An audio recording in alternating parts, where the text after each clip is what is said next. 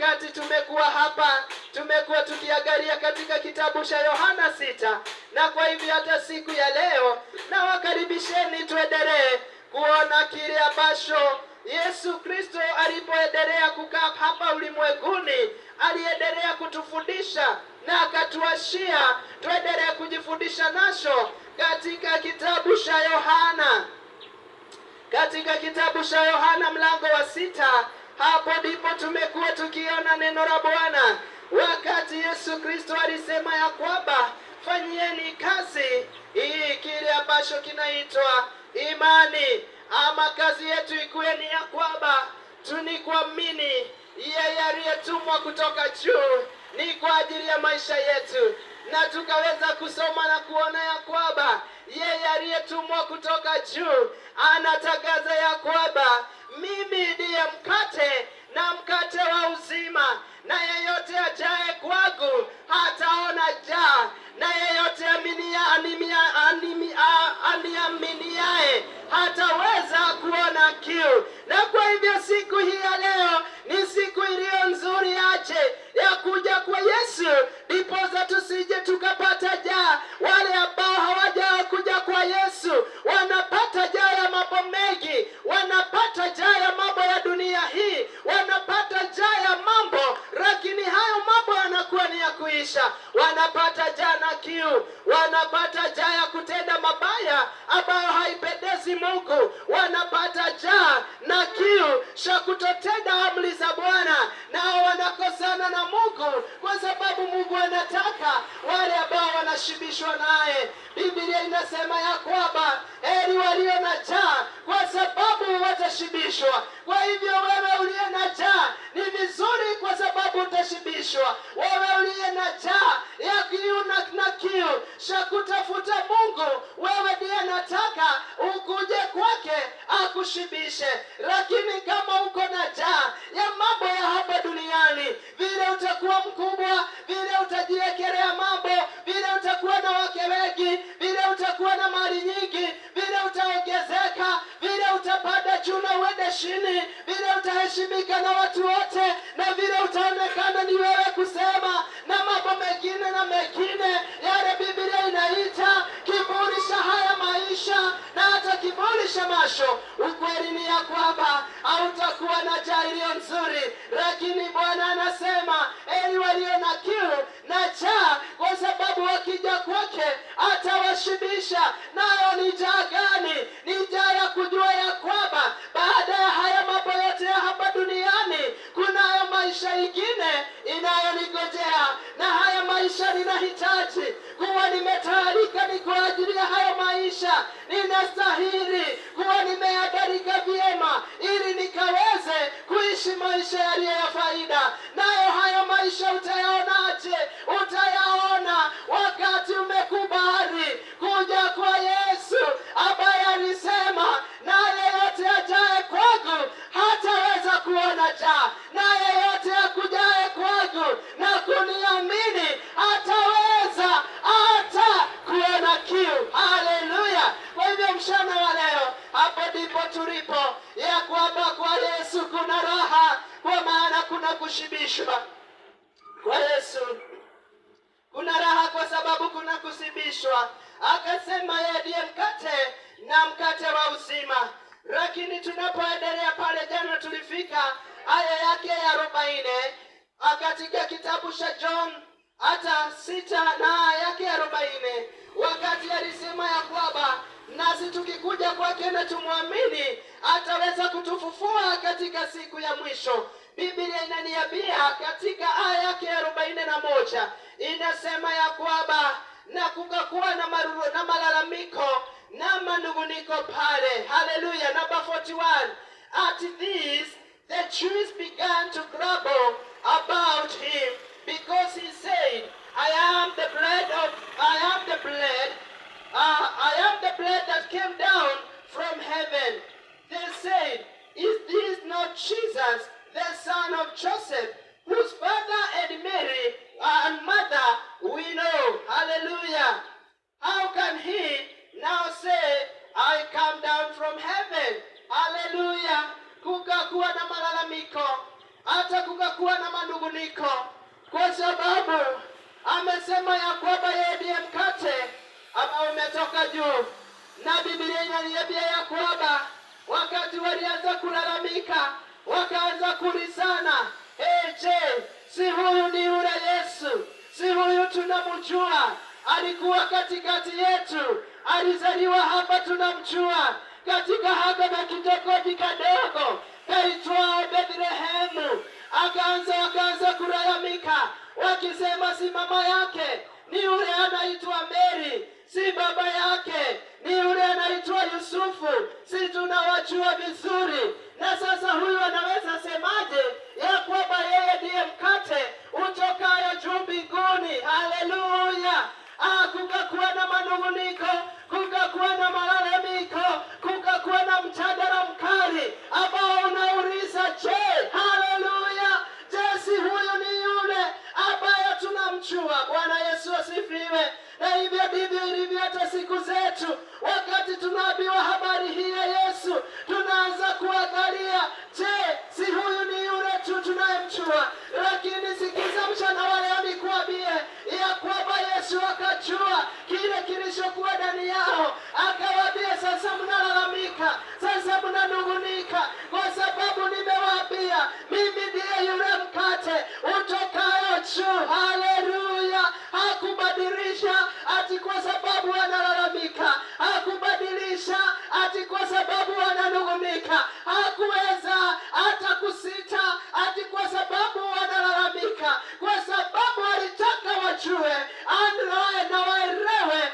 ya kwamba yeye sio tu mwana wa Yusufu, yeye sio tu mwana wa Mariamu, alikuwa ni yeye mwana wa Mungu, na alikuwa ametumwa ndiposa akuje atekeleze mapenzi ya Mungu hapa duniani. Na mpaka wa leo hivyo ndivyo ilivyo ya kwamba Kristo Yesu hata siku ya leo yeye ni mwana wa Mungu. Yeye sio tu mwana wa Mariamu, yeye sio mwana wa Yusufu, lakini ni mwana wa Mungu ambaye alitumwa atekeleze mapenzi ya Mungu hapa duniani.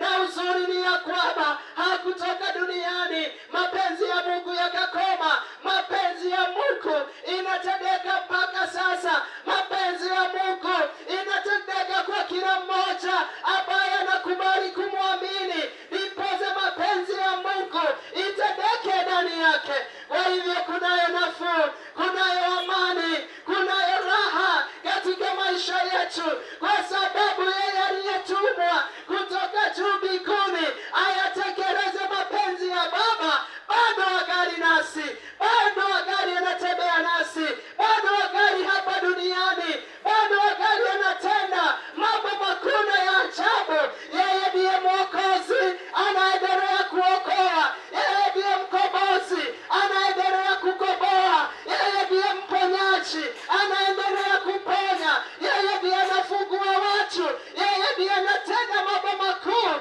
Yeye ndiye anatupa hata uzima, na yeye ndiye anatuahidia hata uzima ulio wa milele. Akasema, mnanungunika kwa sababu nimewaambia ya kwamba mimi ndiye yule mkate ambao ulitoka juu. Na ni kweli, wakaendelea kusema, inawezekanaje na tunakujua useme ulitoka juu? Aya 43 inasema, Yesu mwenyewe akasema, stop grumbling among yourself. Jesus answered, stop grumbling among yourself. Jesus answered, no one can come to me unless the Father who sent me draws him, and he will raise him up at the last day. It is written in the prophets, they will all be taught by God. Everyone who listens to the Father and learns from him comes to me. Hallelujah. Yesu akawaambia vyema, akawaambia, sasa nimesikia mnalalamika, nimesikia mnagombana, nimesikia maswali inatoka ndani ya mioyo yenu, inauliza inawezekanaje huku ametoka juu. Lakini Yesu akawaambia, simameni, washeni kulalamika, washeni kunung'unika. Na hata sasa hivyo hivyo ndivyo Yesu anasema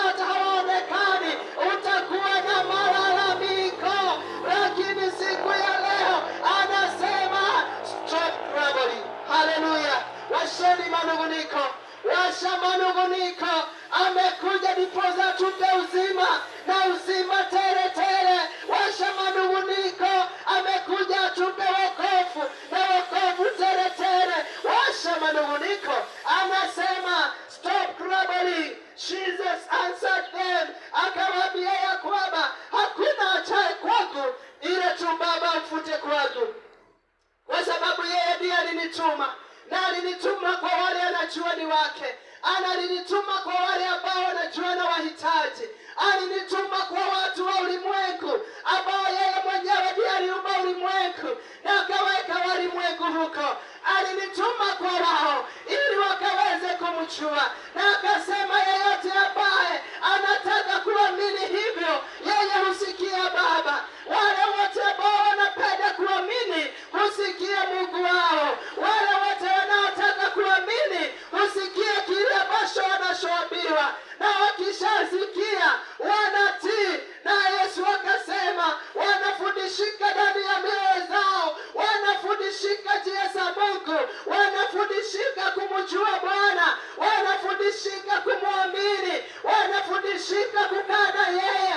Akikwambia usiende kwa msharati, hautaenda kwa sababu unafundishika na unamsikia na unamtii. Haleluya! Na Yesu akasema hao ndio sasa watakuwa wangu, hao ndio watakuja kwangu, hao ndio nitawashibisha, kwa sababu wamekubali kufundishika ndani ya Bwana, wamekubali kuitika, wamekubali kumsikia, kwa sababu ndiye Mungu wao. Amen. Mchana wa leo ni wakati ulio mzuri wa kutaka kujua wewe unasikia mafundisho gani. Unasikia haya mafundisho ambayo Yesu mwenyewe anayafundisha? Unasikia mafundisho ambayo Mungu mwenyewe aliyafundisha? Kumbuka tangia mwanzo alipomuita Ibrahimu, alianza kumpa mafundisho na akaanza kumwonyesha jinsi ya kumwamini yeye akiwa Mungu. Na ndiposa hata wakati walipokaa na yeye, alijua ya kwamba Ibrahimu amemwamini, lakini akajua ya kwamba vizazi ambazo zitakuja nyuma sitaweza kujua kama Ibrahimu alimwamini. Na kwa hivyo akaambia Ibrahimu, nataka utende kitendo ambacho ni cha kuniamini, ukaweza kunipa huyu mtoto. Hata kama uliniamini na mikono ukanigoja, hata ukiwa mzee wa miaka 90 nikaweza kukupa mtoto. Sikia nikwambie, hata sasa anataka ukanirudishie yule mtoto, ukanipe. Na kweli Ibrahimu, kwa sababu alikuwa amemwamini katika hicho kiwango, aliweza kukubali. Akasema, je, miaka yangu 100 si bado ni kidogo? Miaka yangu 90 si bado ni kidogo? Kama niliweza kumngoja na akanipa mtoto, akanionyesha bado niko na nguvu, ninaweza kuzaa. Jamani, si hata nikifika miaka 200 atakuwa na uwezo wa kunipa mtoto mwingine. Akamwamini, na alipomwamini hakuweza kushika Isaka, bali alimtoa na akampa, na akamwambia, chukua Isaka, basi nimekupa. Mungu alipoona hivyo akiwa mbinguni, akafurahishwa na akajua ni kweli Ibrahimu amemwamini, na hata vizazi vyote zijazo duniani sitaweza kusoma kuamini Mungu. Haleluya! Kama Ibrahimu angefeli, kama Ibrahimu angekosea tu, akaweza kuonyeshana uaminifu, Mungu angejua hata vizazi baada ya Ibrahimu asingeweza kumjua Mungu, asingeweza kumwamini. Na kwa hivyo ndivyo naye Yesu anatuambia tumwamini, kwa sababu yeye ndiye aliyetumwa, na alitumwa kutuletea uzima, na uzima ule ni uzima ulio wa milele.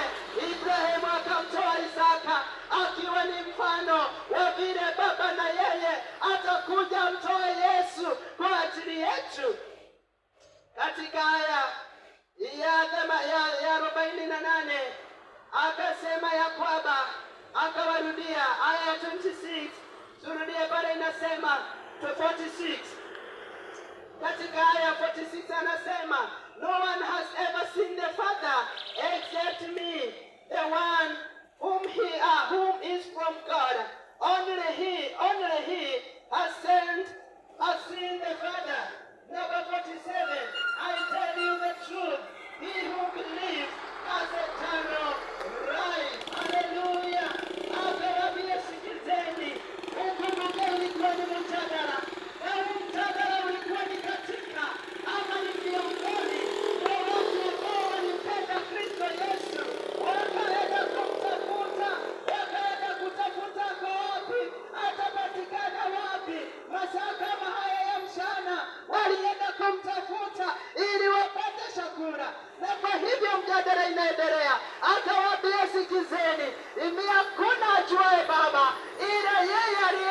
juu mbinguni. Na hivyo ndivyo ilivyo kweli. Hakuna ajuaye Mungu Baba, kwa sababu hakuna aliyekaa na yeye, lakini yeye aliyetoka huko juu mbinguni akakuja hapa duniani, yeye ndiye anayemjua Baba, na kwa sababu anamjua vizuri, ndiposa alikubali atoke juu mbinguni akuje akae na sisi duniani, ili atufundishe huyo Baba na atuonyeshe huyo Baba. Haleluya! Biblia inasema ya kwamba na wakati waliposikia hayo, akawaambia ya kwamba kile mimi ninawaambia ni ya kwamba mkaweze kuamini, kwa sababu atakayeamini ya kwamba mimi ndiye aliyetuma, mimi ambaye mnaniona hapa ndiye aliyetuma, ili niwaletee na kile ambacho nilikuja kuleta ni uzima, na uzima ulio wa milele.